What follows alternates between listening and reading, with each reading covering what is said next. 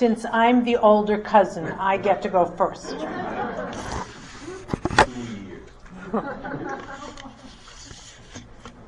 I was in college when I first heard the Beatles sing, When I'm 64. The idea of getting older, of losing my hair, or of wondering whether my partner would still need me, it wasn't my concern. But now, with Paul McCartney past 70, and me very close to 64, it's a different story. In Pirkei Avot, we read, at 5 years old, you begin Torah. At 10, Mishnah. At 13, you're responsible for mitzvot. At 15, for Talmud. At 18, you get married. At 20, you're ready to pursue a career. At 30, for strength. At 40, for understanding. At 50, for advice. At 60, for zikna. Zikna is hard to translate. Does it mean old age? Does it mean maturity? Some commentaries read the word as an acronym for Zeh Shekana Chochmah, one who has acquired wisdom. So the stages of a life are measured differently now than in the days of Pirkei Avot. For my parents, for my aunt and uncle, and for our grandparents, Michael's and mine, stages were childhood, adolescence, midlife, when the task was building career and family, and then old age. But now, as all of us know, there's a new stage between midlife and old age. Social scientist Stephen Cohen observed, boomers, that is to say people born between 1946 and 1964, are the first generation in human history to reasonably anticipate living into their 80s and 90s, if not beyond. Jews, as others, are not only living longer, they're living in an age of meaning-seeking, with the interest and the wherewithal to make living a life of meaning an ultimate and reasonably obtainable objective. As such, this aging yet largely healthy generation of American Jews poses a challenge and an opportunity to a community that is as yet unprepared for the totally new policy and planning opportunities that loom in the near future. We baby boomers are a huge cohort. Beginning in January 2011, one person in the United States turns 65 every 8 seconds, and that will continue for another 20 years. So I want to say at the outset, it's really hard not to notice this. And if you Google boomers and you go online, there are zillions of websites. You know, something profound is happening in the American culture. But our community is simply not paying attention. All of the posters for ensuring the Jewish future look like that. This is the first official program that I know of. Thank you, Beryl, very much for paying attention. You're really the first and the only one so far. This is also ensuring the Jewish future. As Steve Cohen told me once, we're not dead yet. And I would add to that, we're not only part of the Jewish present, but also the Jewish future. Again, Steve Cohen's words, as such, this aging yet largely healthy population of American Jews poses a challenge and an opportunity to a community that is unprepared for the totally new policy and planning opportunities that loom in the near future. So I want to take a few minutes tonight and describe what we're doing at Temple Emanuel. Our project is called The Next Stage, Temple Emanuel's Boomer and Beyond initiative. It began when we brought baby boomers and those slightly beyond to talk about this new stage of their lives. All congregants between the ages of 50 and 75 were invited through an email from me to signal their interest in being part of this initiative. Over 200 responded positively. It's a lot of people. We constructed the process along a community organizing model. We formed a leadership team with several congregants. Our rabbinic intern, Beth Lieberman. Beth, raise your hand. Thank you for everything that you've done. And our community organizer from 1LA. Many of your synagogues are also working with 1LA. And myself. We asked 14 congregants to be trained as facilitators for house meetings where small groups of 10 to 12 congregants and a few of their close family members and friends would meet in each other's homes to reflect on several questions. You have the questions in front of you, and I'd like you to pull them out.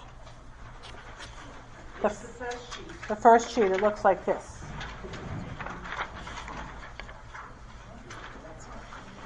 So what I'd like to do tonight is to model this process for a very brief period of time, about 15 minutes. Then I'd like to reflect on it with you for about 10. Then I'll describe a little bit more about the project and where we are from these house meetings until now.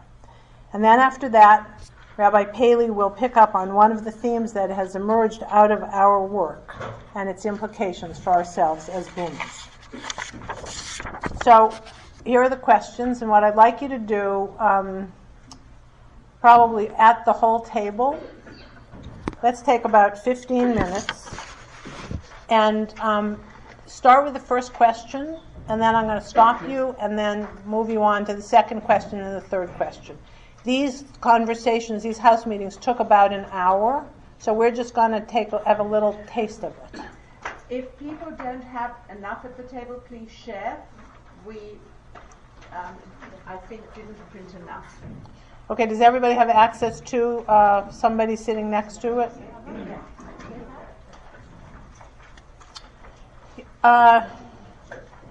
Let's see if we can hear each other, otherwise I'm going to ask you to do this in pairs. But so the first question is, what does this time, this phase, this stage in your life mean to you? What are you looking forward to? And what concerns do you have? Or to put it in community organization language, what keeps you up at night? And what gets you up in the morning? Okay? Concerns, and also what are you looking forward to? Okay? So let's have that conversation. You can decide whether you want to do it as a table or whether you want to do it in smaller groups.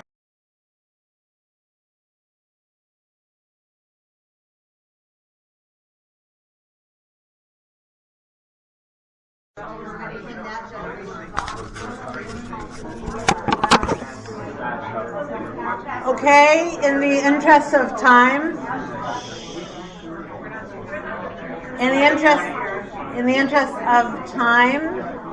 and for you just to really, I would just wanted you to get a taste of what this experience was like. I'm going to ask you to move on to the second question. The second question, was there a time when Jewish tradition and the Jewish community have been there for you at this stage? And if not, can you imagine what being there would look like? Okay? So, continue with that second question.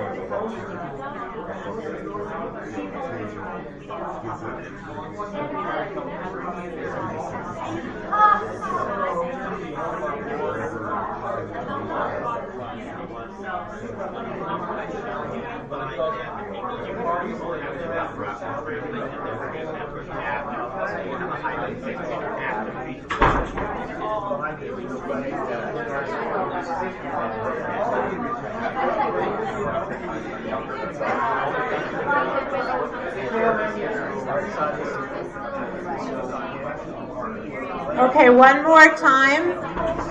I'm going to invite you to shift gears and to think about the third question. The third question is, what kind of changes would we need to have in the larger community outside of the Jewish community to help us navigate this next stage? Okay? So a few minutes on that.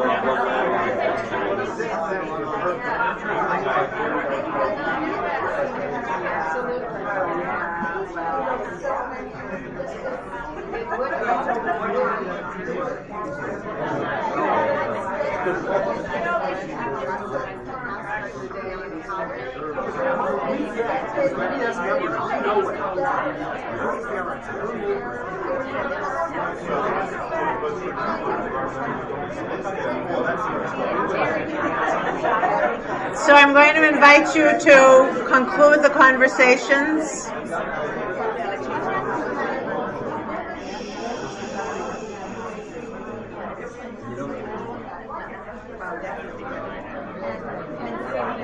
So there,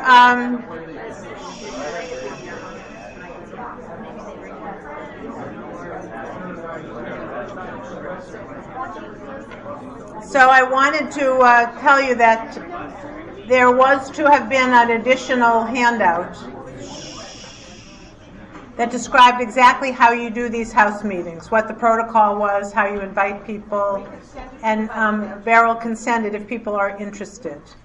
The particular sheet that I gave you here, these were the questions that we used. What I didn't say was the instructions were to encourage people to tell a story about, so that it stayed. I heard this come from this table, so I'm sorry I didn't mention that before I sent you off to talk. Particularly the kind of community organizing that many of our synagogues are involved in is very story-based. We start with our own experience.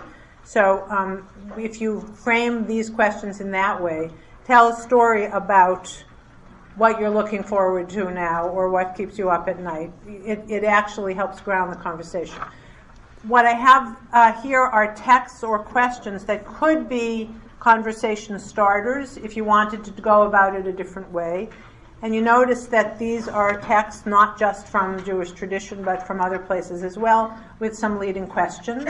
So it's something, for you to think about if you imagine wanting to bring some version of this back to your own congregation. So just to continue a little bit, well, first of all, just what was this experience like? Anything surprising come out? How did it feel to have these conversations, however truncated they were? Anyone want to respond?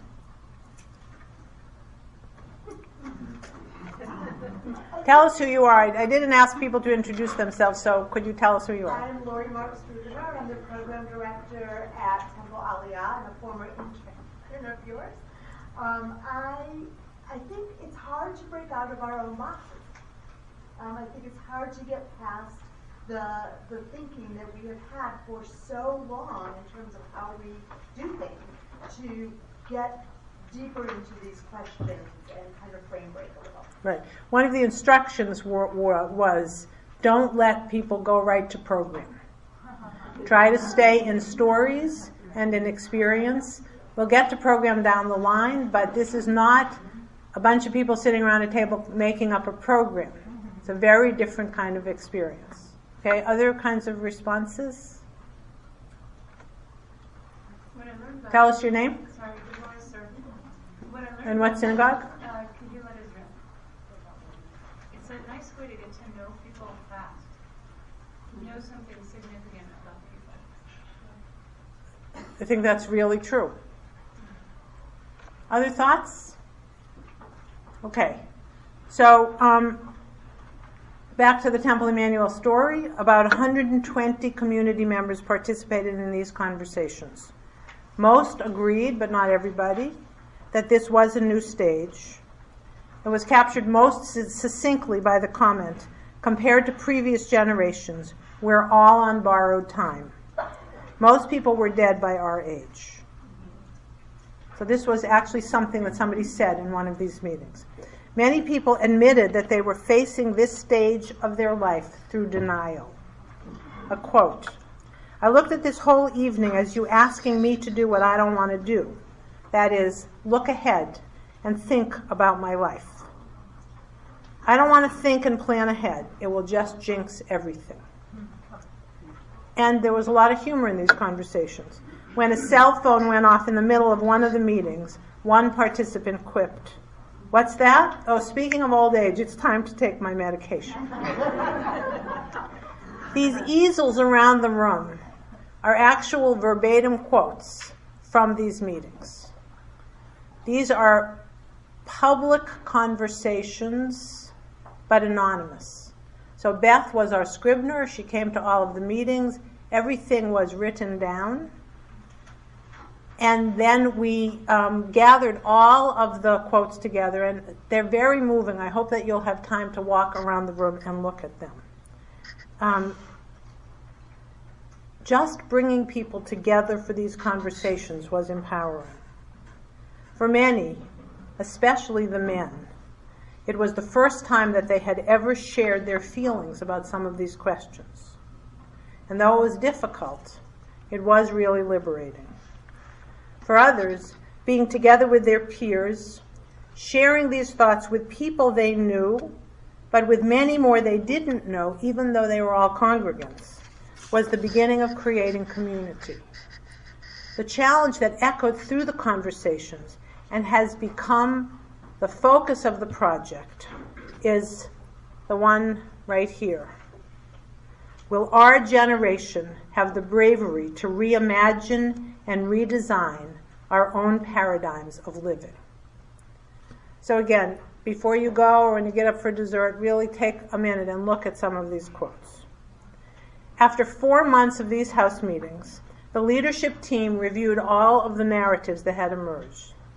They selected a core group of individuals who had demonstrated particular leadership or interest through these meetings to come together to reflect on the process and to determine what the path should be going forward.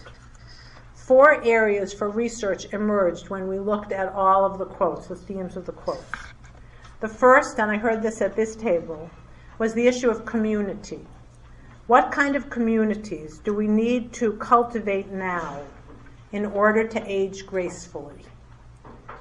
Alternative housing, like co-housing, a group of people intentionally getting together, buying property, and imagining some kind of moshav experience. The village concept, where neighbors in a large group decide essentially to create a nonprofit to buy services and to volunteer to provide services for each other so they can age in place. NORCs, naturally occurring retirement communities, that whole chunk that is called aging in place. And then what are the resources in the community already that exist out there for us as we grow older? The Jewish home, Jewish homes for the aging. The second issue was spirituality. What does Jewish tradition have to offer at this new stage of our life? What kind of learning? What kind of ritual? What kind of spiritual practices do we need to learn how to do now? Musar, meditation, creative prayer. What do we need to learn how to do? What spiritual practices in order to enable us to age with grace? The third group was how do we give back and continue to learn from others? And that involved issues about mentoring, sharing our professional lives and our life experience, being mentored. How do I, a 60, almost 4-year-old, learn from a 90-year-old? So it isn't just me mentoring somebody younger, but who do I look to as a model for growing older? The whole issue of intergenerational connections in both directions turned out to be very significant. And the fourth issue was how do we plan for our future and the future of those we love? And in that was the whole question of health care, financial preparation, how to deal with aging parents, how to deal with kids, boomerang kids who are coming home, end-of-life issues, harnessing changing technology and how we would use technology differently as we grow older. So 4 research groups.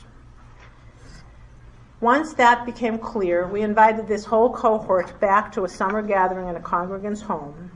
About 60 people came, many who had not been able to participate in the house meetings.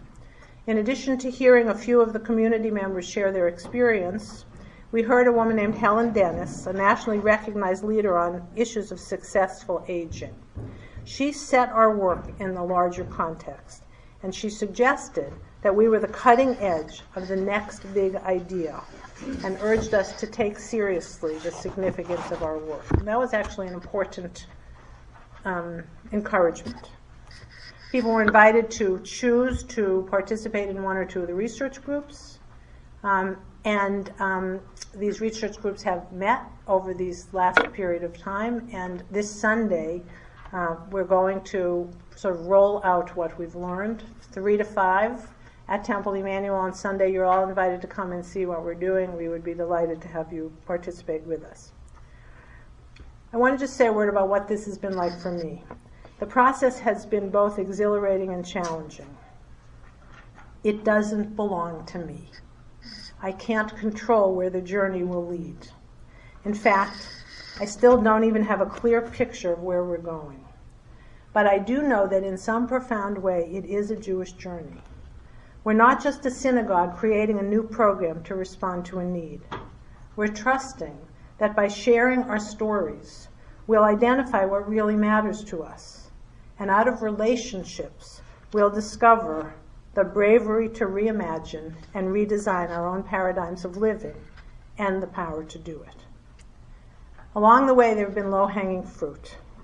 I taught a 5-session class for 18 congressional leaders based on the Sacred Aging curriculum that's being developed now by Rabbi Rachel Cowan, Rabbi Mary Lev Cohen, and Linda Thal. Some of you know them, under the auspices of the Institute for Jewish Spirituality.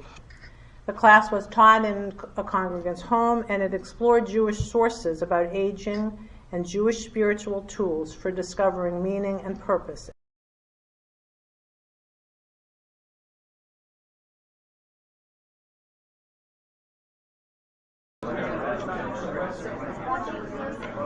So I wanted to tell you that there was to have been an additional handout that described exactly how you do these house meetings, what the protocol was, how you invite people, and Beryl can send it if people are interested. The particular sheet that I gave you here, these were the questions that we used. What I didn't say was the instructions were to encourage people to tell a story about, so that it stayed. I heard this come from this table, so I'm sorry I didn't mention that before I sent you off to talk. Particularly the kind of community organizing that many of our synagogues are involved in is very story-based. We start with our own experience. So if you frame these questions in that way, tell a story about what you're looking forward to now or what keeps you up at night. It actually helps ground the conversation.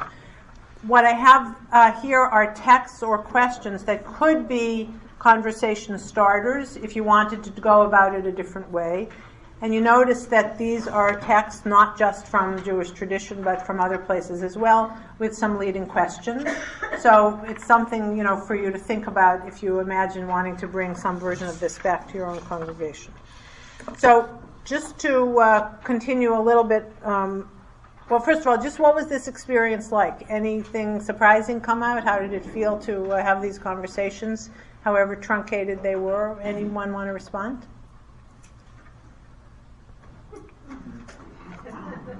Tell us who you are. I didn't ask people to introduce themselves, so could you tell us who you are? I'm Laura Geller. I'm the program director at Temple Aliyah and a former intern of yours. I think it's hard to break out of our own boxes.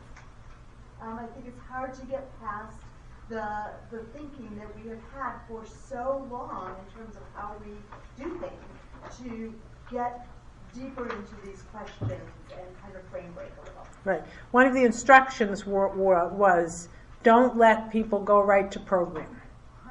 Try to stay in stories and in experience. We'll get to program down the line, but this is not a bunch of people sitting around a table making up a program.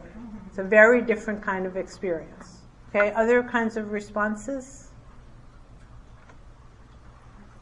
Tell us your name. Sorry, good morning, sir. And what synagogue? Israel. It's a nice way to get to know people fast. Know something significant about people. I think that's really true. Other thoughts? Okay. So, back to the Temple Emanuel story. About 120 community members participated in these conversations. Most agreed, but not everybody, that this was a new stage. It was captured most succinctly by the comment, compared to previous generations, we're all on borrowed time. Most people were dead by our age.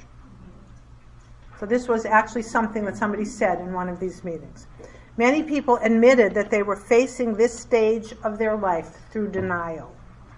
A quote, I looked at this whole evening as you asking me to do what I don't want to do. That is, look ahead and think about my life. I don't want to think and plan ahead. It will just jinx everything. And there was a lot of humor in these conversations. When a cell phone went off in the middle of one of the meetings, one participant quipped, what's that? Oh, speaking of old age, it's time to take my medication. These easels around the room are actual verbatim quotes from these meetings. These are public conversations, but anonymous. So Beth was our scrivener. She came to all of the meetings. Everything was written down. And then we gathered all of the quotes together, and they're very moving. I hope that you'll have time to walk around the room and look at them.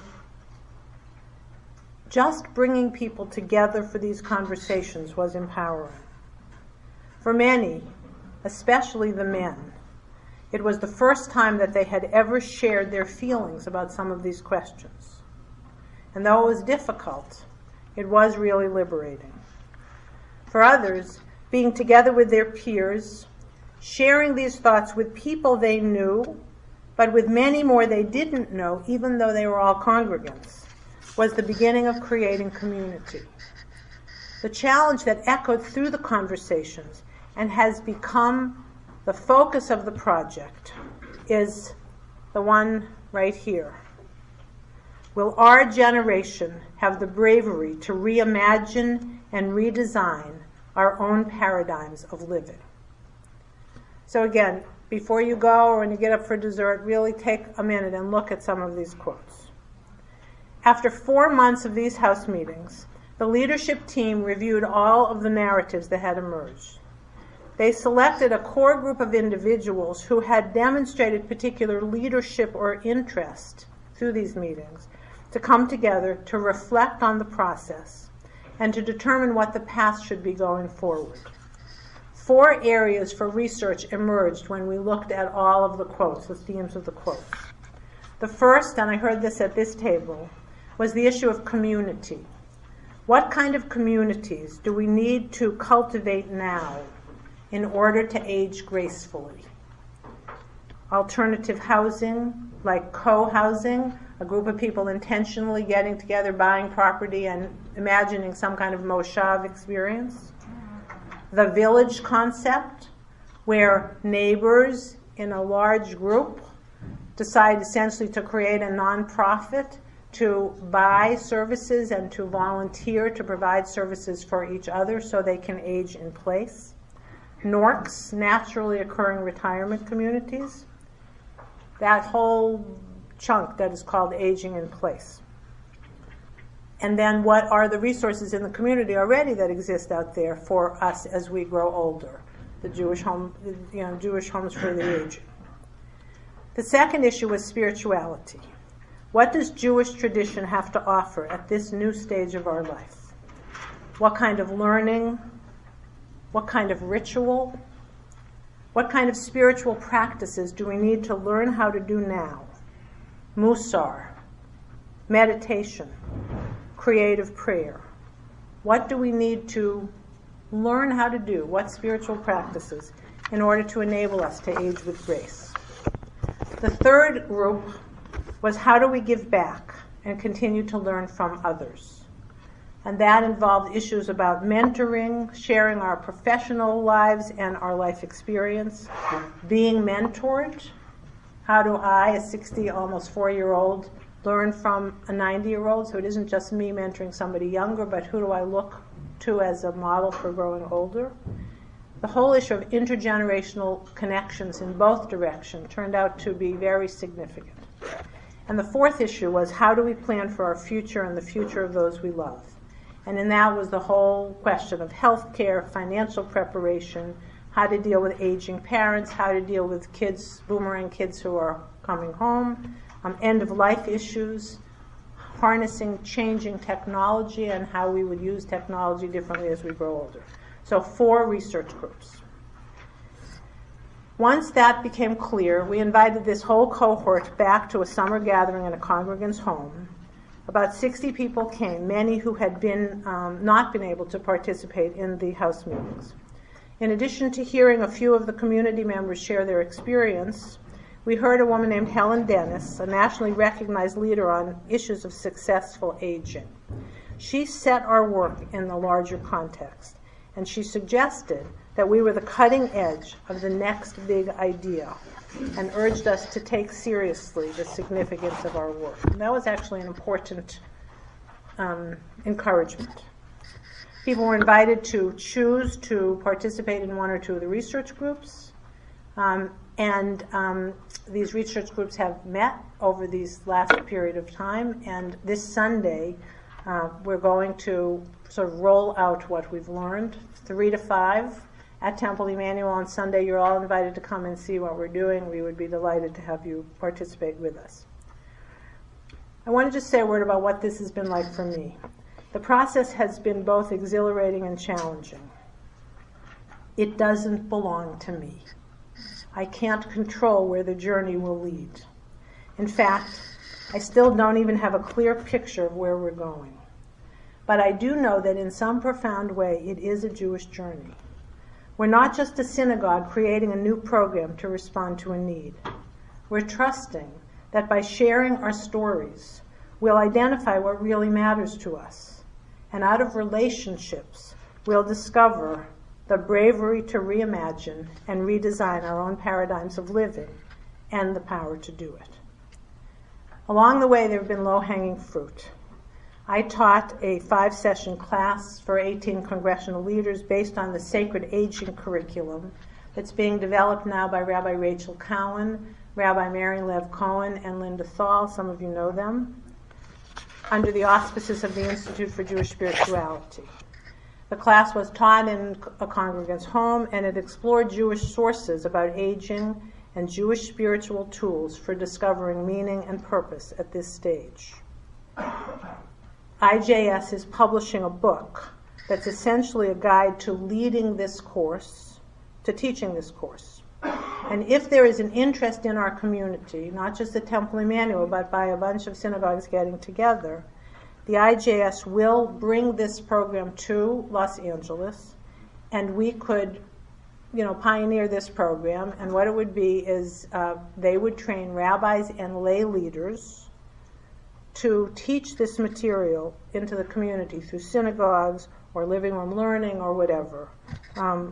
Let me know if this interests you. Maybe we could take the $1,500 grants, put them together, bring this program out, and do this together as a community instead of us doing it as individuals. And then those teachers, lay people as well as rabbis, clergy people, would be able to teach this in each of our different synagogues. Lots of other low-hanging fruit, one-shot programs that deal with issues about end of life, dealing with aging parents, etc. These are programs that we might have done before. Many of you are doing these programs already. But without the fact that they occurred as part of the process, increased attendance, and deepened the conversation, because it wasn't just about program, but rather more profoundly about deepening relationships and creating a community that really matters in people's lives.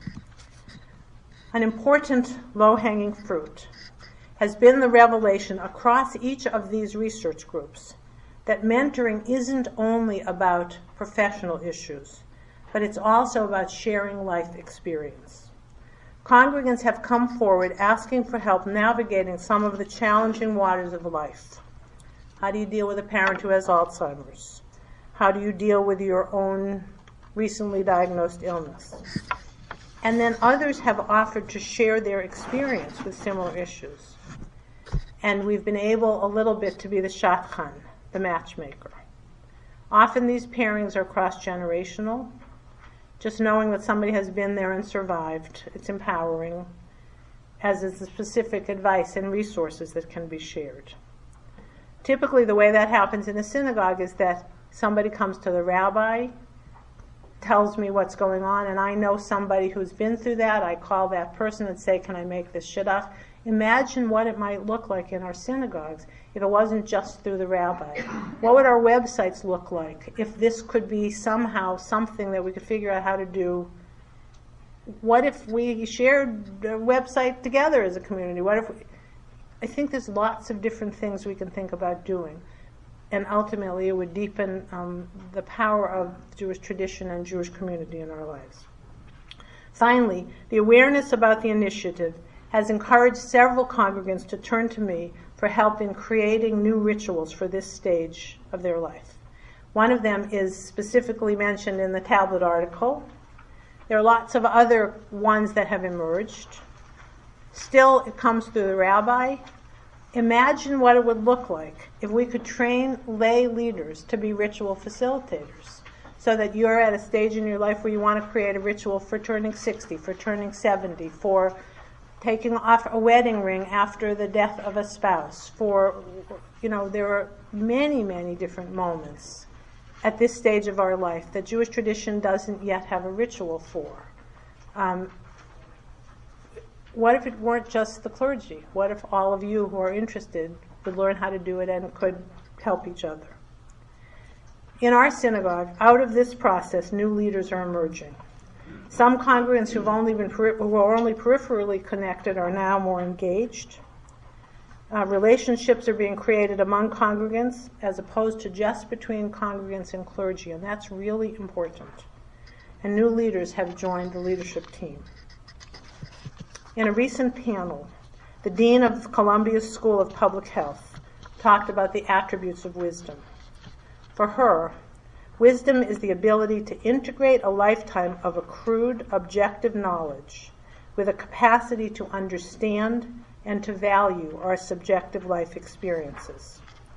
This allows for patience, for understanding what's important in our collective future, for the ability to look at complex problems, hold and dissect them, for the humility to ask for help, and for the ability to organize around a common purpose for solution. In that sense, this Next Step initiative is not just about boomers themselves acquiring wisdom, but it's really about an entire congregation becoming wise. So where will this all lead? I don't know. But I do believe that our congregation will look different in the future because of this work. I believe that more baby boomers will stay connected to our synagogue and that others will join because of this work. Our congregational website will look different, with all kinds of resources available through it to help congregants navigate this stage. Perhaps adult learning or congregational travel will look different. Undoubtedly, intergenerational connections will have been deepened through a conscious mentoring program around everything from careers to nurturing Jewish families to Jewish study to dealing with a parent with dementia. Perhaps Temple Emanuel will have created neighborhood villages where congregants opt into some kind of shared responsibility to be there for each other in order to make possible for them to age in their own home and still have a vibrant sense of community and interdependence. I hope as well that the spiritual practice of individuals will have been enriched by attention to this, and that more people will see the synagogue as a center of their community. And maybe, if we figure out how to do this together, the larger Jewish community will begin to look different as well. And then, who knows? Perhaps the cities of Los Angeles or Beverly Hills or Santa Monica will look different as well, because we've advocated for changes in zoning that would permit intergenerational co-housing, or because we've pushed for different kinds of thinking about traffic and public transportation. And maybe some of us will even live together or live differently because we've been conscious about choosing to age gracefully. But most important, perhaps people will understand that Jewish tradition and community can bring meaning and purpose to every stage of our life. So, one of the things that has emerged is the nature of the kind of study we might be doing that would deepen all this. And so now I'd like to invite my younger cousin to speak about what that might look like.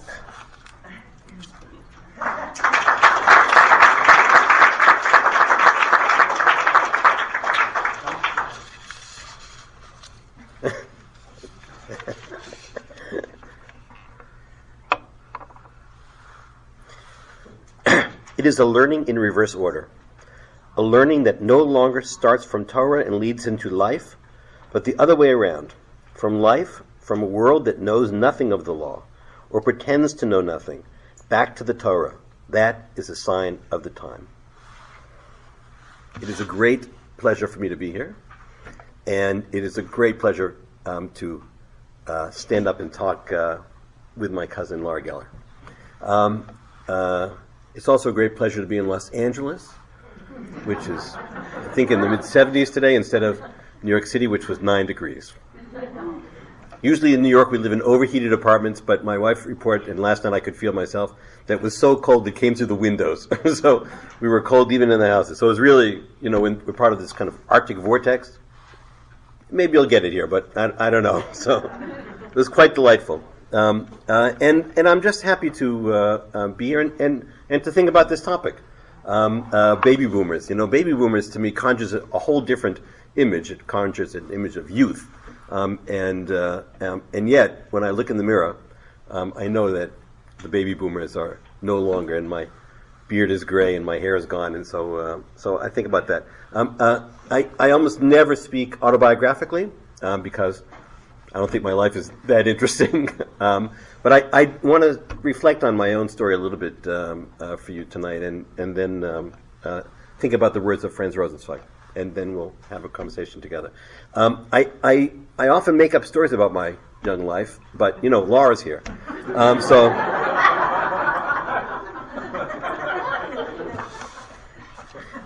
Laura wasn't just my cousin, far away. She lived in the house right behind ours, so we saw each other every day in the school bus, and Mikey, her brother, was between us, and Jimmy and Kenny a little bit above, and Nancy just a little younger than Laura, a little older than me. In fact, we were stacked with kids. I think in your age cohort in our family, how many? 20. 20. Just think about that. 20 cousins that were all the same age, and I was younger, And to tell you the truth, I wasn't that much younger, but it seemed to be a lot younger because there were so many that were just a little older. I remember when I became a Hill director at Dartmouth College, which I thought was a pretty significant achievement for a schlepper young kid like me from Boston.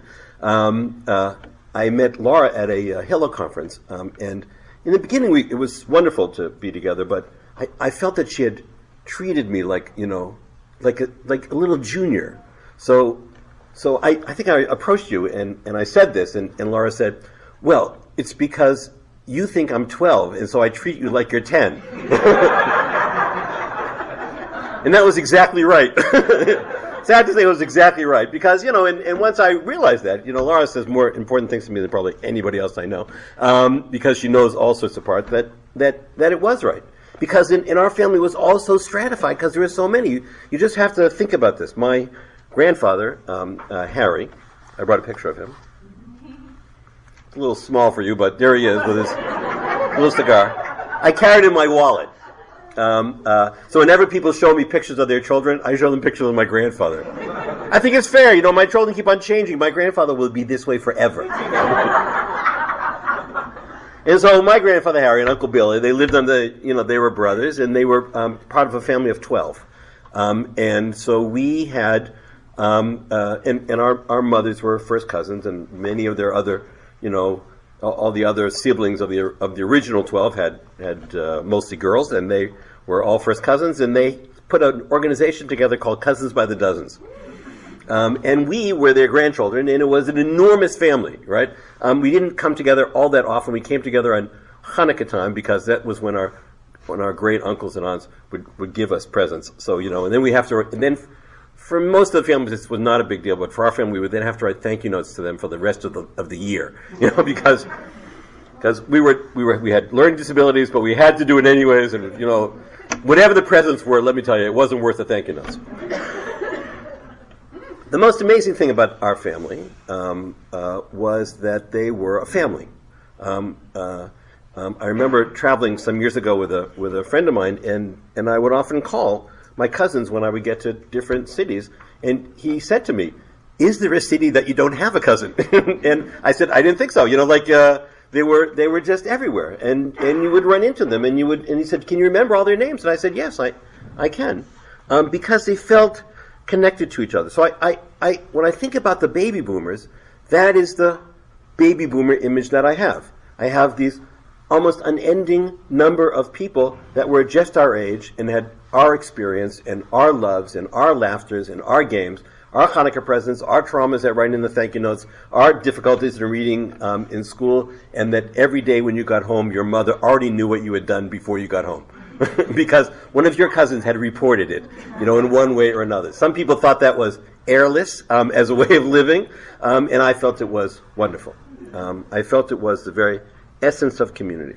In their later years, our great aunts and sometimes great uncles, some of them succeeded greatly, and some failed.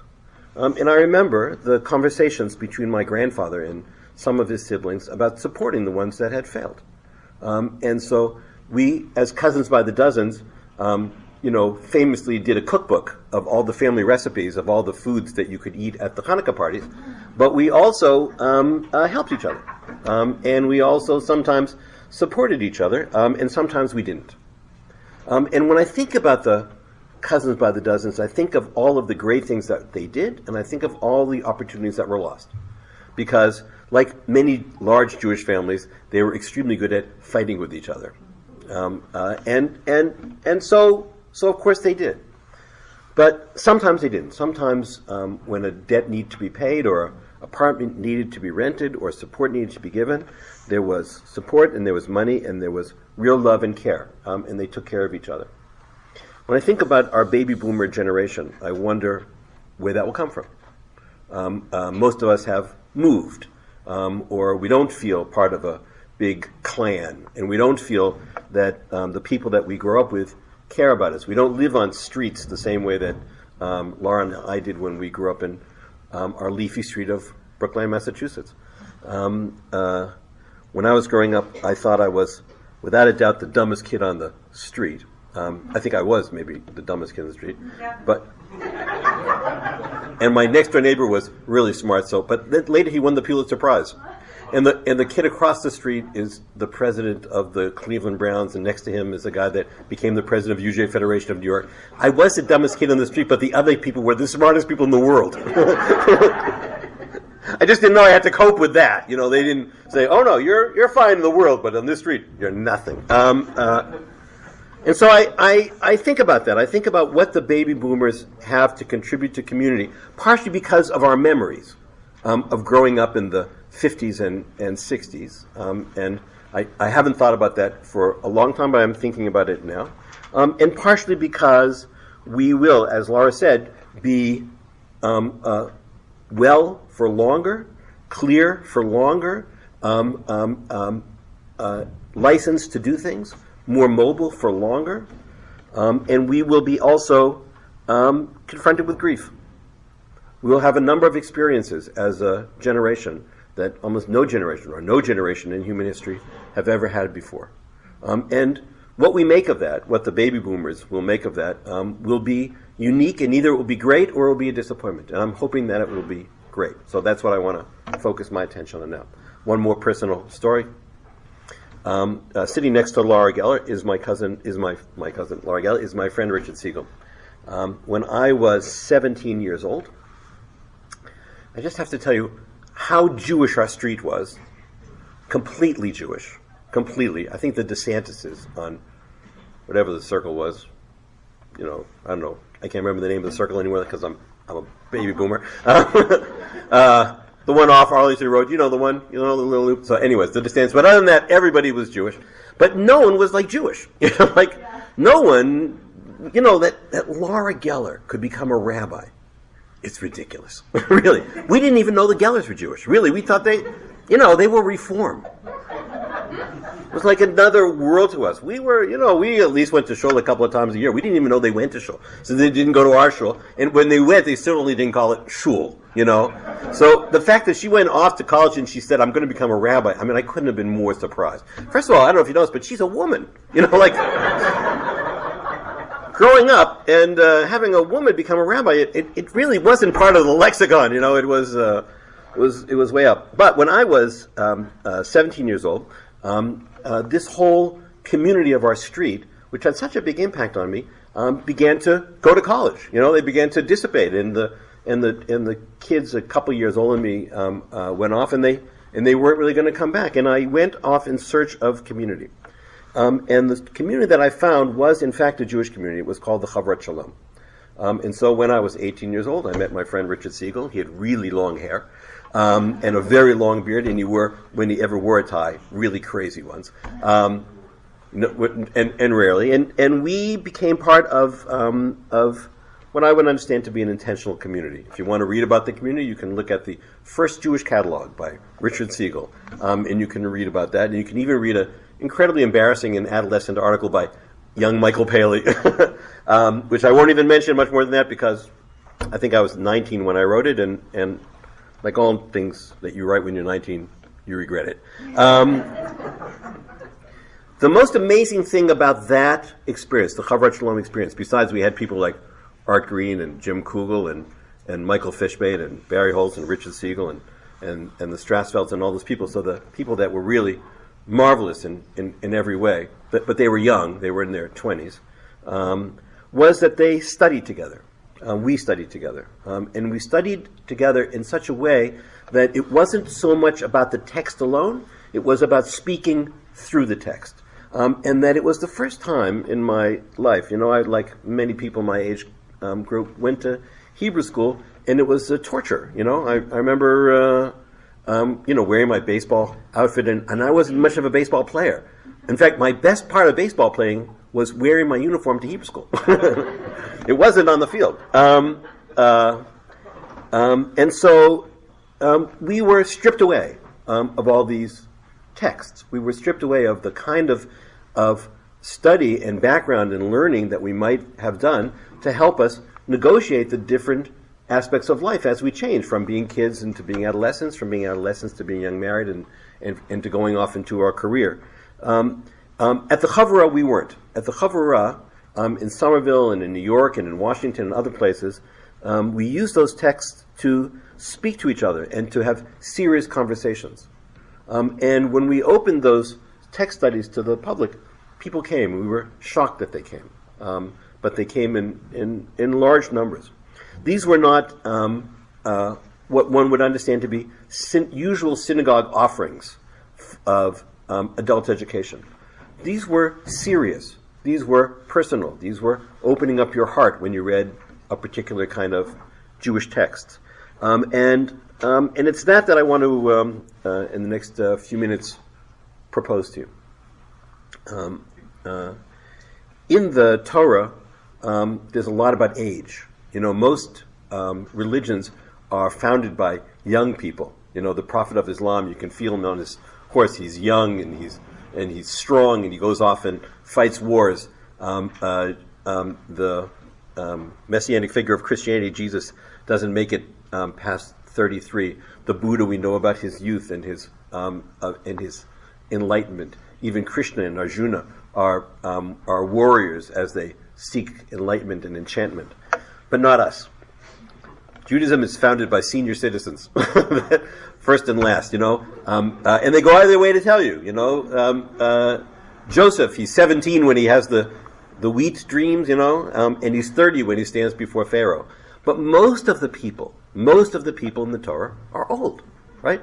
Abraham is 75 years old when he leaves. Sarah is old when they finally have a child. They're even older. And when Moses goes up and down the mountain, you know how he goes up and down the mountain again and again? The guy is 80 years old. And Aaron, 83. It goes out of your way to say they were 80 and 83 years old, So I'm sure that every time God says to Moses, go up the mountain, we hear, go up the mountain, he says, oi, my back, I can barely make it down the street, never mind up the mountain. He has to take his staff, why he has the staff, he can barely walk. I mean, the guy, it takes him weeks and weeks to unwind after he goes up one of the mountains, The Theophanies can only take you so far, chiropractics is the rest. And so you have a tradition that is both basically engaged in, invested in people as they're getting older. And in fact, they're getting older in such a way... Oh, I forgot my Tanakh. I need my Tanakh. Right. Getting older, I forget my Tanakh. They're engaged in such a way that they do things that are inappropriate for younger people. Right? So that Moses, in his struggle with Korach, is really a generational struggle. And Moses wins. And you even have Moses as he gets just over the edge. He can't do it anymore. There's a section that we read in the summer, called, so some of us missed it, called Chukat, where Moses has two stories about his staff, right? One story is when the staff is a staff. Remember this magic staff that Moses has? Sometimes it's a staff and sometimes it's a snake. When he has the staff, he hits the rock, right? Which is the sin that denies him entry into the promised land. And then in the next story after that, the staff turns almost into a snake, the caduceus, and he has to build the Nachash Nechoshet, the copper snake, and put it up to ward off the plague that's come and the poisonous snakes that attack the people. In both of those cases, it's the staff all of a sudden taking hold of Moses instead of Moses taking hold of the staff. So we see his age. Once he doesn't get the people into the promised land, he has to retreat and he has to begin to feel who he is and who he no longer is.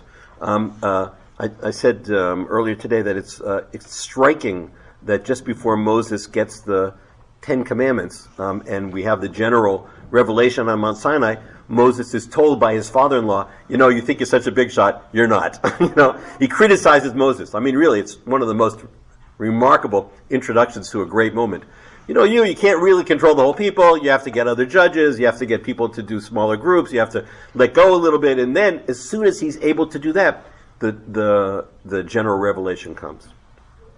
So I think about all those things, and I think about the stories in our text. And as I get older, I begin to understand them a little bit better and have a little less fear about them. I want to read you my favorite story in the Torah. I say that about all stories in the Torah. Every one I read is my favorite, and I'm sticking with that. This is a story from Exodus 24. It says, "And God said to Moses," it's this week's portion, as luck would have it. God said to Moses, "Come up to the Lord with Aaron, Nadav, and Avihu, and 70 elders of Israel, and bow low from afar." Then Moses and Aaron, Nadav, and Avihu, and the 70 elders of Israel ascended, and they saw the God of Israel. Under God's feet there was the likeness of a pavement of sapphire, like the very sky for purity. Yet God did not raise God's hand against the leaders of the Israelites. They beheld God, and they ate and they drank. It's, if you look at the commentaries, even the Hasidic commentaries, they almost never comment on this little story. What do we like to believe? Of course, if you see God, what happens to you? You die, right? But here it is. They see God, and where do they see God? On some kind of throne, and it's on the pavement of sapphire. I was in the Turkish Archaeological Museum in Istanbul, and there was a big glass case, and in the glass case there was on the glass case it had a little caption, and it said "Thrones of God." And in the glass case, what was in the glass case? Little golden calves. Hittite golden calves, Ugarit golden calves, Akkadian golden calves. I figure, what did they see when they saw God sitting? What was he sitting on? Probably a golden calf, And so when they said, "Make us a god," what did Aaron and Nadav and Avihu do? They made a little golden calf. Maybe God would come down and sit on it.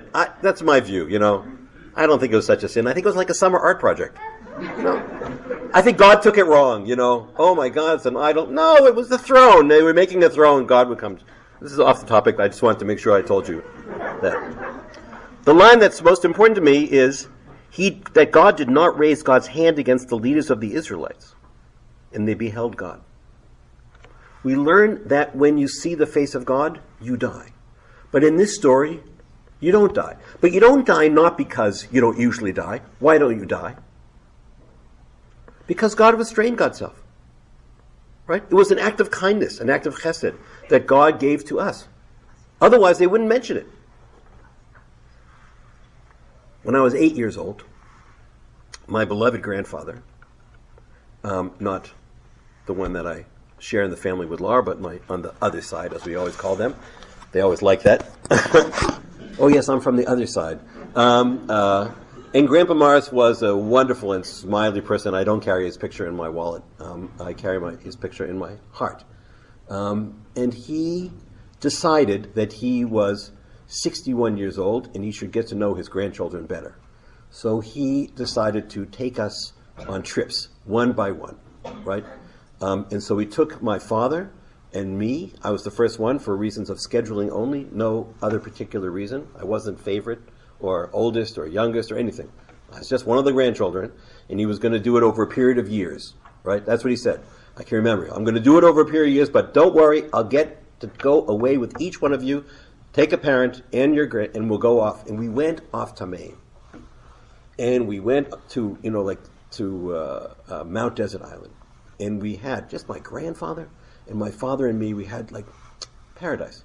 Just paradise, I mean, I couldn't believe I was so lucky to spend that kind of time with my father and my grandfather. And he was a Yiddish grandfather from Kobrin, and he spoke with a Yiddish accent, and he loved life, and he was filled with it. And I just can remember that as a moment in paradise. And then we came home on a Friday afternoon, and on Saturday morning he died.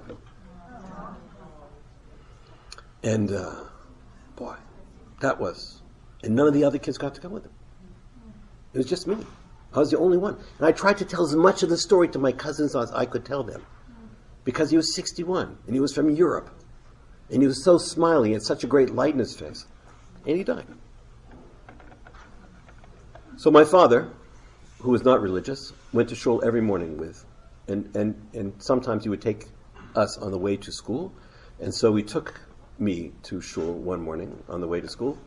And then he would go to the shul, and then he would drop us off. So I went into the shul with him, and I looked at him, and I noticed that he was crying. And I looked at him, and I said to him, I can remember this so distinctly, I always remember this, which is, why are you crying? And he said, oh, I'm crying because, I miss my father. I said, well, why? What does that have to do with crying? He said, well, during this special prayer, the standing prayer, if you let yourself go enough that you might even cry, you can get him back for just a minute. So that seemed like an outlandish promise, but I tried. I stood up on the, in the little chapel there. I was 8 years old, and I just cried, and I did get him back. I had such a clear image of him still there with his shining and smiling face right in front of me that I got him back. And I can always get him back. Whenever I say a certain prayer in the Amida, I get back my grandfather. Whenever I need him, whenever I want to, my whole life. And now I'm the same age as he was when he died. When Moses and Aaron and Nadav and Avihu and the 70 elders go in front of God, I think that God restrains himself because they came even though they knew they might die. And so that story to me is a liberating story. It's my favorite story because it's about me. It's about my life, and it was liberating to my life. One more story that's in line, which my cousin reminds me that I said at their commitment ceremony. I don't call it a wedding. Kosher about that. There's a beautiful story. It says that God tells that he knew, this is in chapter 33 of Exodus, that he knew Moses, ke'ish le're'ehu, right? Panim el panim, ke'ish le're'ehu, face to face, like a person knows their friend. In Maimonides, he says, what is a friend? He says there are three kinds of friends. A friend of toelet, a friend of purposefulness, a friend of tanuk, a friend of enjoyment, the kind of friend that you might sit in your backyard with and chew the fat or tell stories or lies or whatever else you do, when you're with your friends. And litova, to the good. Friends to the good. A couple lines later, Moses says to God, well, I'd like to see your face. God says, Mush, you can't see my face, you'll die. Moses says, now it's surprising because Moses in chapter 24 has already seen God's face, but they don't pick that line up. So Moses says, so God says to Moses, well, if you can't see my face, but I'll do something for you, right? People remember the story. He says, I'll put you in the cleft of the rock, in the tsur, right? The flinty part of the rock, like a nodule in the rock. And when you, and I'll turn around, and you can see my back. And when I read that at the beginning, I always thought that was kind of like a snide remark. I mean, after all, what is the face of God? And if you can see God's back, why can't you see God's face? I mean, what would it look like? Why would it be different? Why would seeing God's back be okay, but seeing God's face not okay? Maimonides has a very powerful answer, although it's not in one place. So you have to kind of look in the back of the Guide for the Perplexed and see all the times he mentions Exodus 33, which is quite a lot, and read them all together, and then you can kind of fashion the answer. I'm giving you the shortcut. I did that work. Here's the answer. When I look at Laura's face, what do I see? In some way I see, young Laura Geller, as she lived on my street, and other times I see her a little older, and sometimes I see her the way she is now, with her crown of almost 64. But sometimes I see her father, and sometimes I see her mother, sometimes her grandparents. I see all sorts of things. But it's what I see in you. It's my perspective on you. But if I stand behind you, then I no longer see my perspective. I see Philip. I see what you see. And if I could really wear your face on my face for just a moment, then I could really see what you see. And I would like to. You can't get that very much. But sometimes if you are bound together with another person, you can see their perspective on the world. And Moses at that moment could see God's perspective on the world. Maybe he only got it for a moment, but it was enough. And that moment was liberating to him. It showed him what the world could look like if the world would be perfect, even though it only could last for a moment. And when God did that with Moses, that meant that Moses moved beyond just being the purposeful servant of God, the Toelet. And it was more than God and Moses spending time together on the mountain in a summer art project, chiseling sapphire into tablets. It was Litova. It was for the good. It bonded them together. 100 years ago, this year, last Rosh Hashanah, last Yom Kippur, there was a young man in Kassel, Germany, named Franz Rosenzweig. We've all heard of him? Yes? It's a famous story. I'm going to just tell you the story for a minute because it's a famous story, but I love the story. Franz Rosenzweig was a young man, and he had spent a number of conversations with his cousins, Hans Ehrenberg and Eugen Rosh-Shakusi, and they had convinced him to become a Christian. And he had gone to Rosh Hashanah services in Kassel with his family, and then he informed his mother that he was now going to become a Christian and follow the true Lord. And his mother said to him, weren't you just in Shul on Rosh Hashanah? I mean, you were going to become a Christian and you still went to Shul on Rosh Hashanah? Maybe he didn't say it just that way. It sounds more like my mother saying it. But Franz Rosenzweig said, yes, I'm going to become a Christian in the regular way. I'm going to work towards Christianity from Judaism, and I'm going to come for Yom Kippur as well. And what did his mother say? I'm going to tell the shul, and they're going to bar you at the door. You know, you can become a Christian, but not in my shul. Not that I go that often, but on the days I go, you're not going. So Franz Rosenzweig in 1913 goes to Berlin, and he goes to the great synagogue there.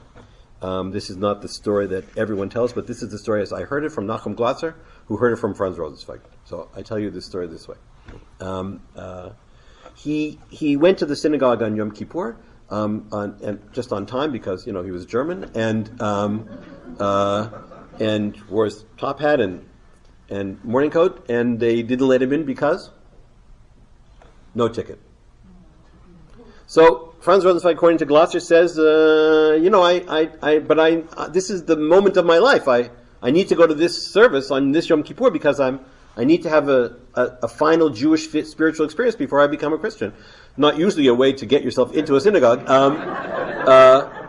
And they say to him, well, we're not going to let you in, because we're just not. But there are shtiblach, there are Hasidic shtibels in the fields behind the synagogue in Berlin, and they'll let anybody in. And these are mostly for travelers from Poland, and you should go there. And Rosenzweig goes there on that Yom Kippur of 1913, and it takes hold of his heart. And he emerges, whatever happens that day on Yom Kippur, he emerges saying, no, I don't have to become a Christian. My religion will also do in getting me past the world of the secular. And so Rosenzweig goes back to his hometown in Frankfurt am Main, and he builds a study house.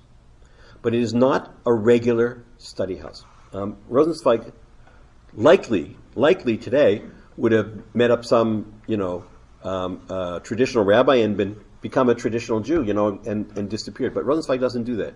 He doesn't give up what he was. He adds what he will become, so that there's a whole different texture of his relationship to it. And he does not lose his alienation from Judaism. He plays on his alienation from Judaism. He starts to study texts, and he says, it is learning. I've given you a sheet here. I'll have it on your table.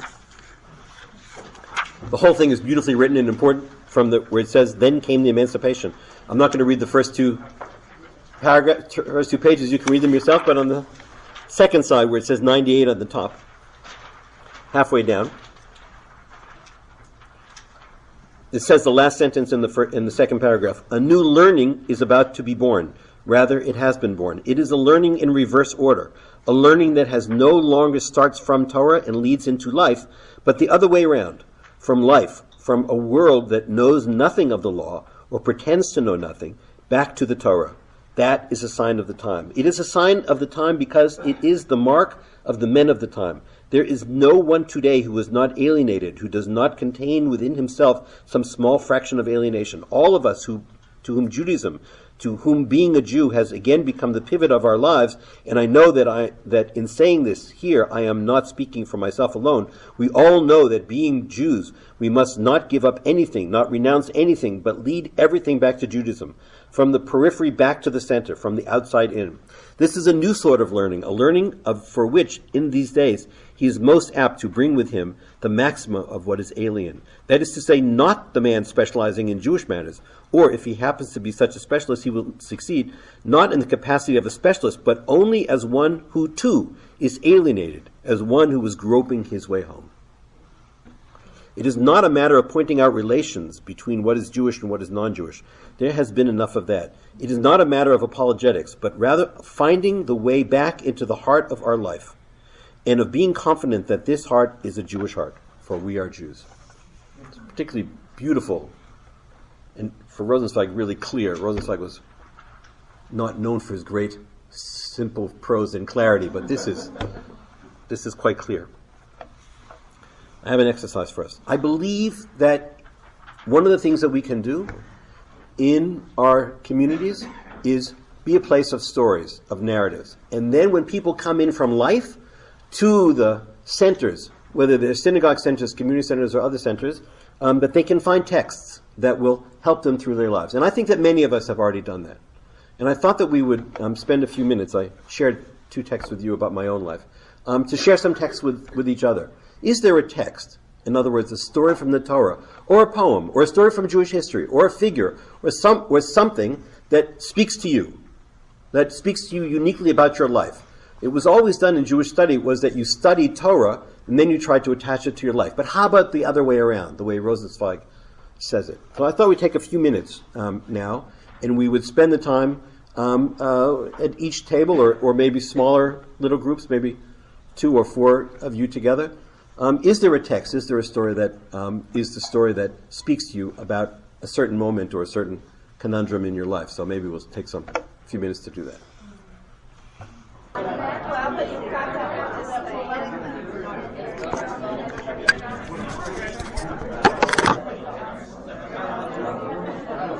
Rosenzweig has a fundamental point. And the fundamental point of Franz Rosenzweig is a critique of what is central to Judaism. If you think about Judaism in America, you would say that it is prayer-based, right? What we want you to do is come to shul, right? That would be a good thing. And when you come to shul, the big thing that you come for is the services, right? In the 20th century, is also become Israel-based. So when we do a mass program, we take all of our kids and we send them off to Israel, because that's a Jewish experience that we can share it. And I believe in both of those experiences. But Rosenzweig had a thought, which was pretty radical at the time, and I think it will be radical in the future, which was that learning should be at the center of Judaism.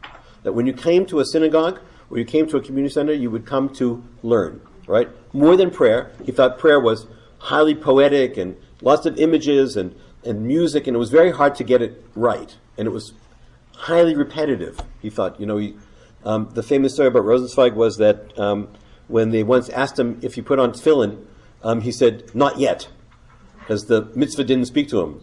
And the rejoinder is, and he never did. It never spoke to him, right? Because he said, doing that was too hard a Jewish experience. But he said, learning a text from the Bible, from the Talmud, from the Midrash, from poetry, from modern sources, that was something that would gather people. I'll just let my cousin ask for your thoughts and sharing, but I want to tell you that I'm part of those learning communities, and I have the image that if we had people, rabbis and teachers and regular people, not as you said, not people not specializing in Jewish matters, finding texts for people's life experiences, people would come. And more than that, they would begin to build their communities around those texts. They would become the texts, it would become the glue and the language and the shared value. And we couldn't have done it when we were kids, right? We were too antsy. And we couldn't have done it when we were working. We couldn't have done it when our kids were home because, you have to go home and take care of the kids. But now we can do it. We live in an apartment in New York, which is much too big for the two of us now. And so, because our kids left, and so we have all this extra room. But we do have people coming over on a regular basis to learn with us. And that has become a real focal point for us, and I think a part of our community. I think it's, in fact, a piece of our community that is a touch of paradise. And as we get older, paradise is more the goal than the dream. So I'm now going to turn this back over to my cousin who will lead us in a conversation.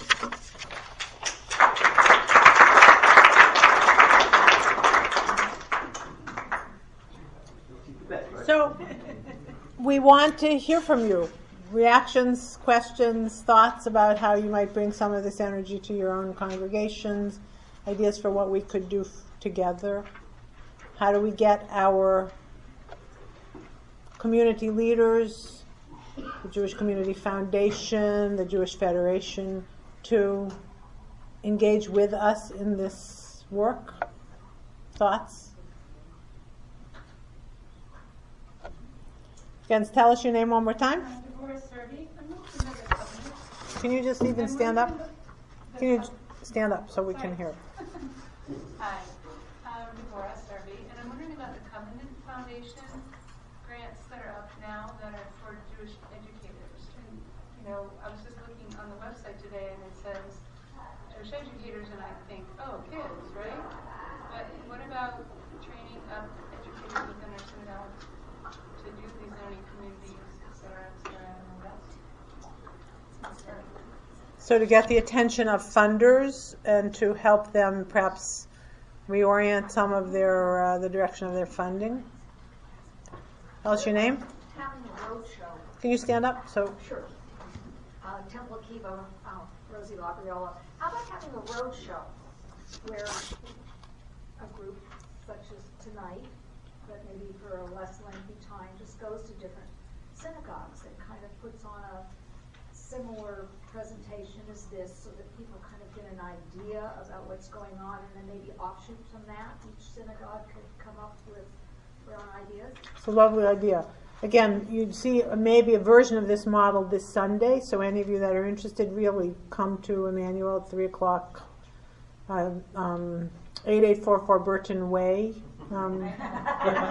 Beth has information about it. Good. Thank you. You put it on your tables. And I'll send it out tomorrow with the quotes and. Okay. Other thoughts? Yeah. Is there a way, Tell us your name. Rabbi Amy Bernstein from Keilat Israel on Sunset in the Palisades, is there a way that we could get a copy of these quotes?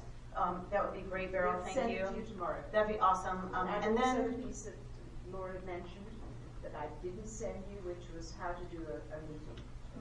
awesome.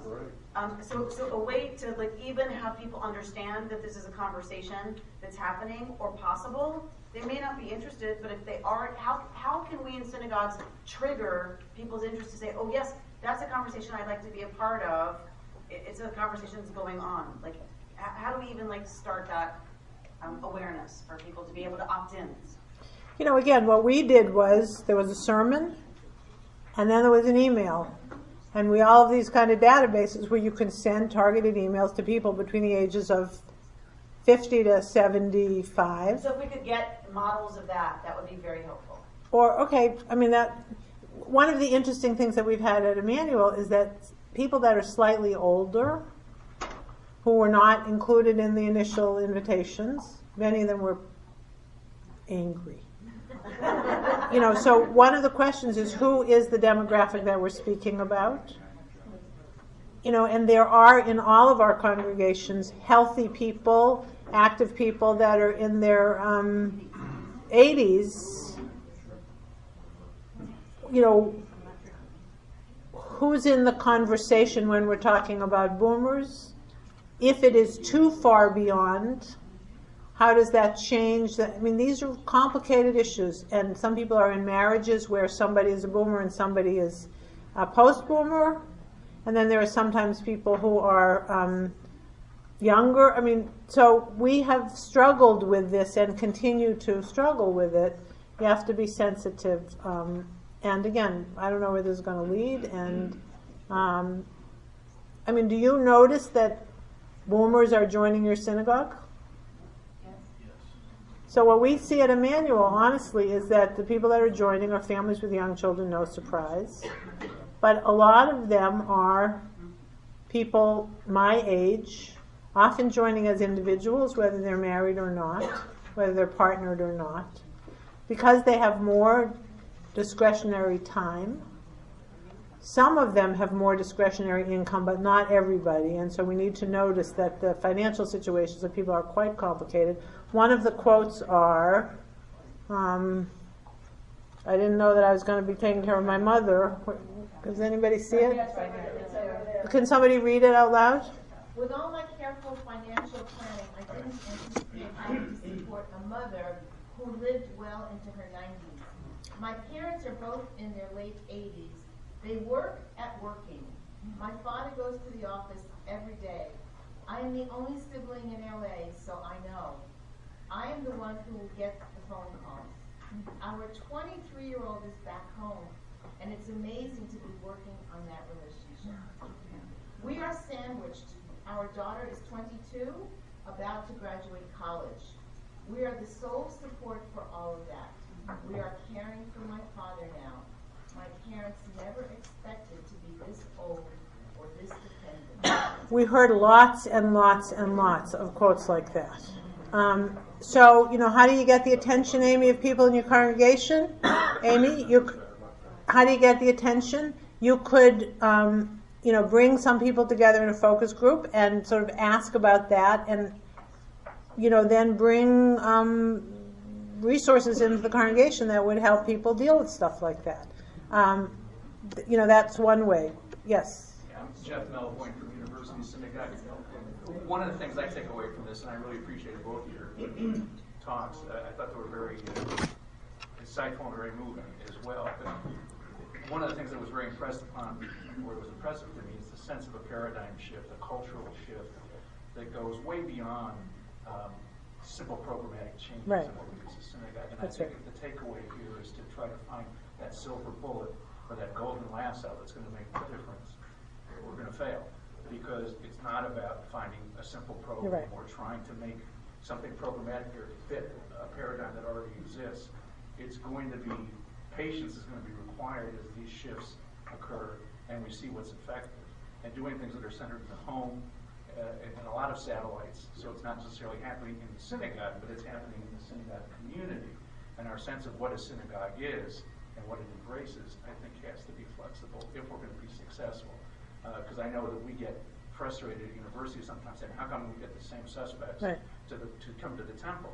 And we formed a group we call Chapter 2, which may have a good paradigm. Somebody said it's really Chapter 3. But the point was we wanted to create a group that was not for the young parents who have our nursery school and those programs, and not for those people who are so busy that they can't come to temple at all because, like I was an AYSO coach, AYSO stands for All Your Saturdays Are Over.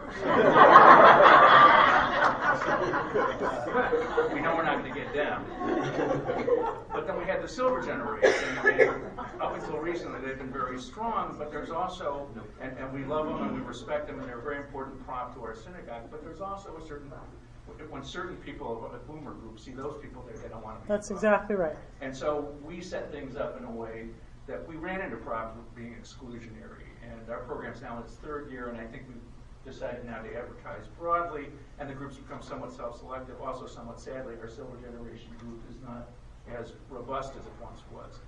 But it's a problem, trying to figure out how can we continue to draw people. We're doing a program about the Jews in Shanghai, and we're doing it at Chin Chin, setting it in an Asian restaurant. Our pattern has been, what's been successful is food, a topic that is of Jewish interest, so that our traditional pattern is to be at the synagogue, do a Havdalah service, then immediately have somebody speak for 10 or 15 minutes about the topic, have the food then about that topic, and then some sort of entertainment. We did something called Rhythm and Jews, which was about the Jews of the Brill Building, and we did it about popular music. We talked about how Jews have influenced music in America from very early in our history. And then we had dinner, and then we had a show. And we had handouts. We gave everybody music from the boomer generation. And I think what we're doing is really finding a holding action. We're bringing more people in, hopefully. We're showing people of the boomer generation that they can associate in a positive way at the synagogue. But I really do see it as just a holding action, because these bigger things that we talked about, that's really what's important. And I think the landscape is changing, and we have to. It's going to take time to even see how it settles out. But it's going to take broader thinking, right, more imaginative thinking. So I agree that this is not about programs, however great or successful they might be. It is about thinking about synagogues or about communities in a different way. And that's why this community organizing model of taking a year to listen to people and listen to what's coming out. I mean, we could each be doing that in our own synagogues, and then it would be interesting to kind of pull us all together and see what we learned together as a community. But I started to say that at Emanuel, so families with young children are joining, and then these boomers are joining, often as individuals. More discretionary time, maybe more discretionary income, but open to spiritual questions that they weren't open to before. One thing that emerged, although I don't really see it reflected in these texts, these narratives, these stories, is there's more of my life behind me than there is in front of me. And that opens a whole bunch of questions along the lines that Michael was raising about mortality. The word that you don't want to say is death, right? And yet we know our friends are dying. It's not just our parents who are dying anymore. Now it's starting to be our friends as well. So people are sometimes coming to synagogue because they want a place where they can deal with that. And they want to know what they need to do to become the old people that they want to be. So I want to challenge us as a community to think about this as a community challenge, not just something that we will be solving in our individual programs, however elegant in our individual synagogues, however elegant the programs are. What do we expect from Federation? Do we want to say to our friends, our leaders in Federation, thank you very much for organizing this, but let's really have a conversation about what ensuring the Jewish future means. How do we get this to be on the agenda of our community, right? I know the Jewish Journal is very interested in this and, would welcome facilitating a conversation, an ongoing conversation. What are the resources? And I really do want to invite Beryl to help us come together, in a kind of focused conversation. How do we use these $10,000 that Federation is prepared to offer in $1,500 grants? Do we want to apply as individual synagogues? Or do we want to say, terrific idea, it might cost $10,000 to bring this IJS program to Los Angeles, and we want as a community to train lay people and rabbis to teach this stuff that would happen in people's homes, that would lead to these conversations, that will ultimately transform our individual synagogues and the larger community. Maybe we could do that. I don't know. I haven't asked Beryl's permission, but she knew she was taking risks when she invited this this team of cousins. Other thoughts? Yes. So if this were like a 1LA action, we would say, are we committed as, do people have the energy, the curiosity to want to continue this conversation? How do we do it? If you do, let Beryl know, and and I think that we can move forward. We need a lot more time to talk about it. Yes, Lou, you're absolutely right. Yes. And again, there are no quick fixes here. This is going to be a journey, and how the community will look at the other end of it or along the way, it's kind of exciting to think about. A couple of announcements. On this sheet that I gave you, these texts, really take a look at them. They're very rich. They come from the curriculum that the IGAS has prepared. But I do want to invite you all on April 9th. Writer's Block is bringing Sarah Davidson. Some of you remember her from the 70s. She wrote a book called Loose Change that for a while was quite popular.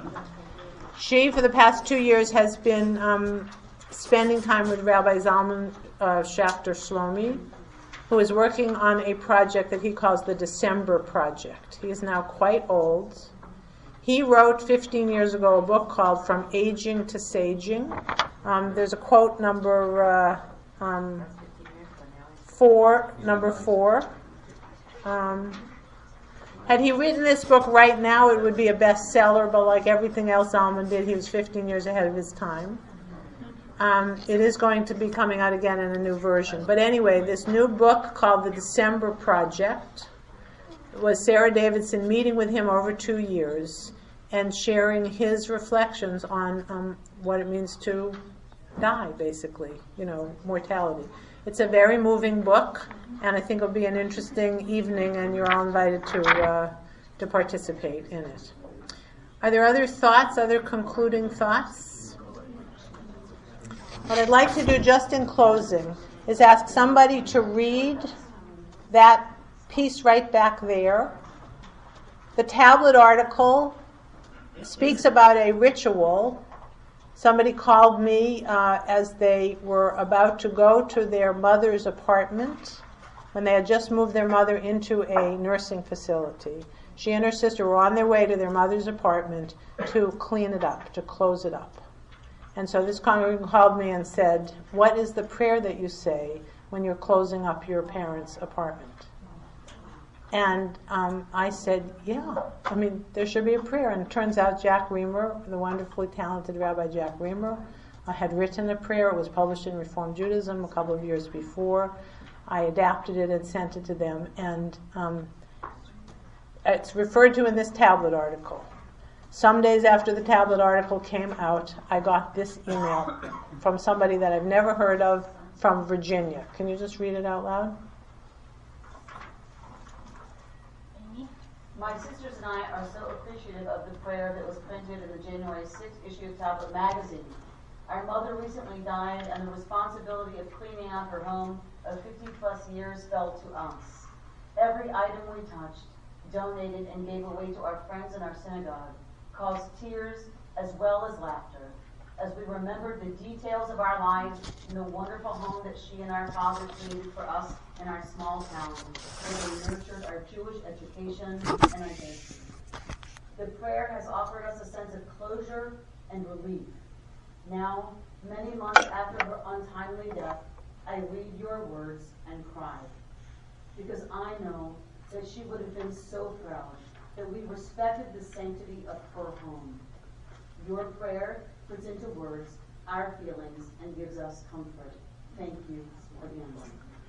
So I conclude thanking my cousin, thanking Beryl, thanking Jonathan.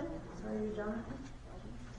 Thanking all of you for being here. I know that it's hard to come out at night, particularly when you have to negotiate the big road over there. But I want us to remember what Helen Dennis said to us. This is the next big thing. Let's really take it seriously. Let's do it right. Let's try to find a way to do it together. And again, I leave you with the words of this quote: will our generation, and I want to say, will our Jewish community have the bravery to reimagine and redesign our own and our Jewish paradigms of living. That's the challenge, and I hope we can do it together. Thank you all very much.